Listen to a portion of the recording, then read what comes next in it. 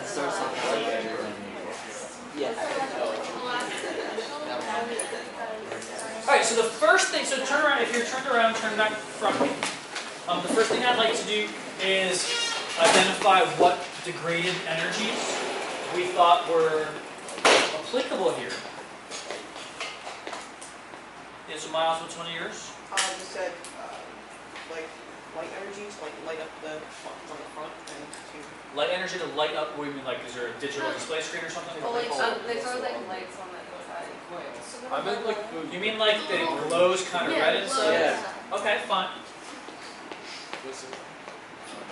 Alright, what else do we have? Yeah, Ethan? Acoustic. Tell me more about that. I don't know, my toaster kind of like buzzes. Alright. Alright, I'm just gonna give myself some other notes so that I don't forget what we meant. Alright, what else for degraded? That's it? Jacob? Heat that doesn't go to the toast. Okay, so heat that doesn't go to the toast. Does that count? I think so. Right? I had some, let's see, so we have a toaster oven. I forget what I had on top of it a few weeks ago, but it like melted a little bit, right? That wasn't what I was trying to do when I turned the toaster on. So there's definitely heat that not only doesn't heat up the toast, but escapes the system of the toaster oven entirely. You don't want to grab the rack that's inside when you pull it out because it's super hot. But that didn't necessarily go into our toast. If it's in the metal of the rack, didn't go into the toast. So absolutely. Any others that we should consider? All right, the light, yes, there is some, but tiny. Less than 1%. I'm not going to include it on my diagram. I'm not going to include it on my diagram unless it's at least like 5%. The sound, no way.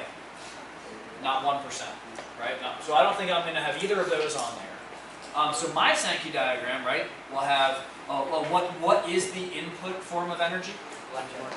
Electric, yeah, right, electric. And then, geez, so really the only degraded form I have is heat. That's got to be almost all of it. What about the... That's got to be almost all of it. I wonder if the toast even is going to get 5%. I mean, I need to have my desirable form of energy here, but I really think it's going to be very small. So heat into the toast would be my output form.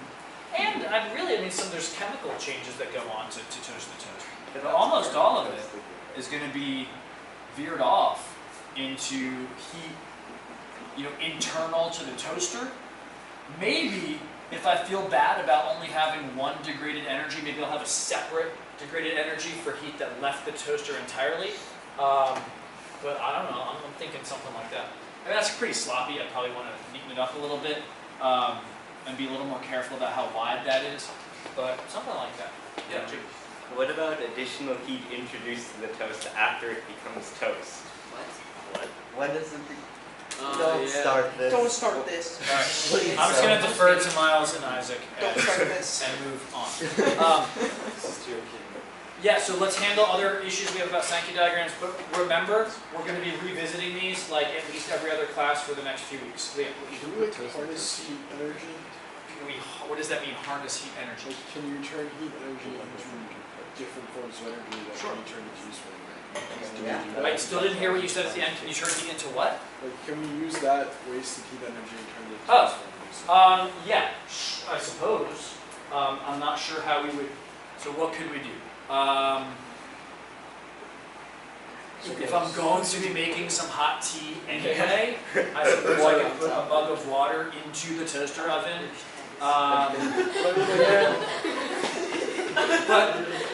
But I mean, not joking aside. I mean, we can do that. Maybe not with a toaster, but for other things, and we do. Anybody driven to Newark Airport recently? Last few months. So you pass a huge power station right on the turnpike, maybe 20 minutes from the airport, 15 minutes from the airport. And the name of it is printed right on the side. It's the Linden Cogeneration Natural Gas. The cogeneration is making reference to producing electricity and using the heat, some of the heat that's produced to do other stuff. And we'll talk more about that shortly. I was fortunate enough to get a tour of that plant this past summer. So yes, we can use some of the degraded forms of energy if we're clever and like make more money, right? Because we can sell that energy too. All right, so Patrick and then Lauren, and then I do want to move on to the last objective. When we draw like a Sankey diagram, if we were asked to draw that, like, would it need to be like very accurate or It just? should be neat. Okay, It should be neat. I don't think the examiners are going to get out a ruler, right. but short of getting out a ruler, it should be right. Lauren? Like of that power plant, like what's coming out? Is this like natural gas, or would it be like steam? This one? This picture? No, like the Oh, in Linden. Yeah, that's steam. Yeah, that's steam. Absolutely. Yeah, it's just condensed water vapor. So it comes out as a gas, but then when it hits the air, like the cold air outside the plant, it's going to turn into a liquid. Some of it will turn into a liquid. So you should notice less of that in the summer than in the winter. But that's steam, yeah, especially with natural gas.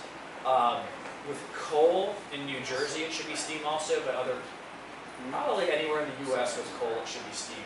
It could be smoke in other places, and it was smoke. Some of it was smoke, like maybe before the 1960s when we started having strict air quality standards. All right, sorry, I said Patrick and then Laura, and then I'm moving on. But we're going to keep talking about these things for a couple weeks anyway.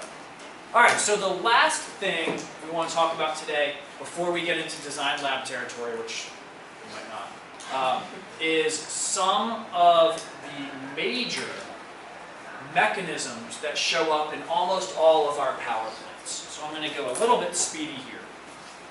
I gave away some of these anyway when I explained to you what the energy makeup of your country might look at. But these are the predominant ways that we produce electricity, not just in the US, but in the world. Right? So we do have nuclear power plants that fission either uranium-235 or plutonium-239. We have coal, where we burn coal to make, so nuclear and all these things. Nuclear, coal, gas, when I say gas, I mean natural gas, not gasoline. So natural gas is like what comes out of your stove if you have a gas stove. And oil, right? So these four things, we make heat either by combusting these three or fissioning this one. And that heat will boil water, right? And we have steam that will spin a turbine. And this is what we're talking about in the next few minutes. But these first four forms of energy, we're using them to make heat. Hydroelectric is different, okay? We do produce some electricity using hydroelectric. Wind is different. Solar photovoltaic is different. But even though we see lots of panels every place, that adds up to a tiny amount of our electricity production. But those would be the main ways that we're making electricity. Ryan? Is there like a common liquid that boils at a lower temperature than water? Because why wouldn't we just use Yeah, that? ammonia is a good one that's used in some applications. But why don't we use it? Water vapor is very non-reactive. Ammonia vapor, I think, is pretty reactive.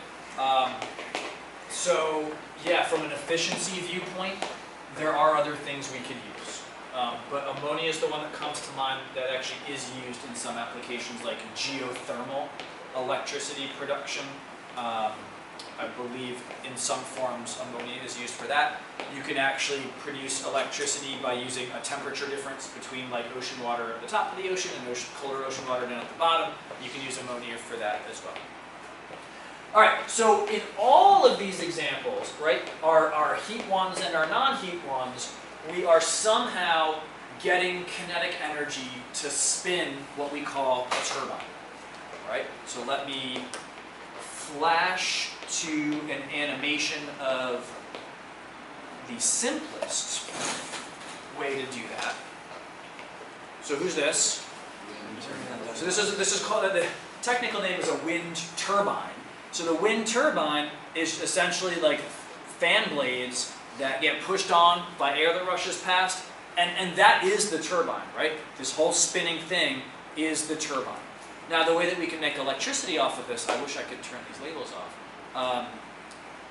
The way that we can make a label stayed on, but the animation went off. Connected to this turbine will be a generator. So a generator is actually a pretty simple thing. And it goes back to what we learned about in topic 6.3.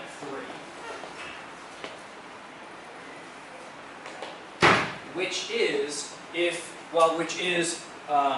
moving charges create magnetic fields, and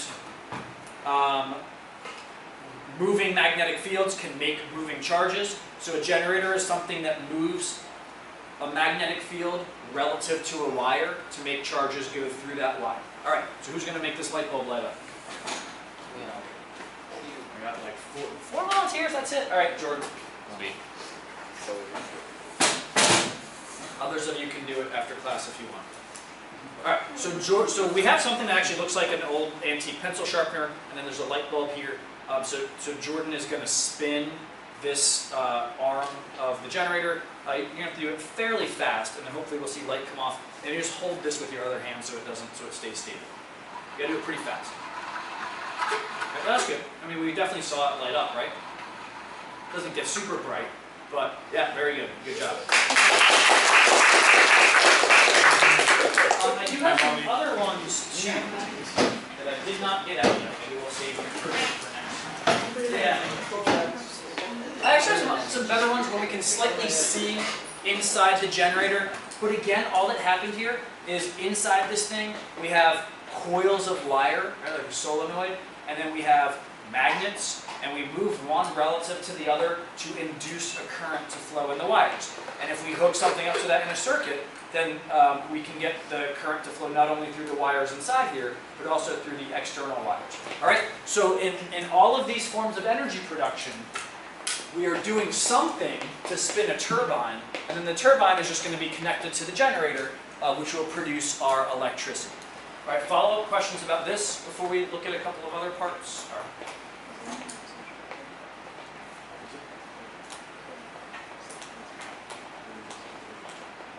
Did you make that?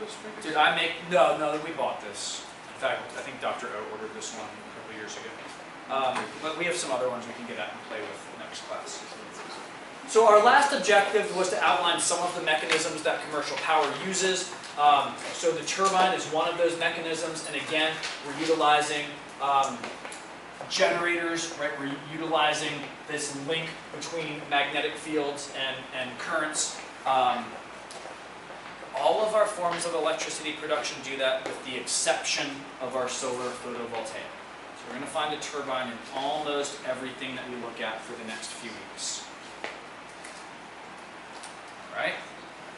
All right. So the other, now this is it's a terrible image, but this shows some of the other pieces of our typical power plants for oil or gas or coal. Nuclear would be a little more complicated, but I'm going to include nuclear on this list also. All right. So here, this is labeled number 1, right? We are making our heat there. We're burning our coal. We're burning our natural gas. We're doing our fissioning. So we have this combustion or fission chamber that's getting super, super, super, super hot. Right? Remember I said earlier that we're going to boil water to make steam? So that's happening in this pipe labeled number 2. Right? We have water inside this pipe. We're going to superheat that water. Well, in this case, we're not superheating the water. When we look at better schematics, we'll actually see some clever things.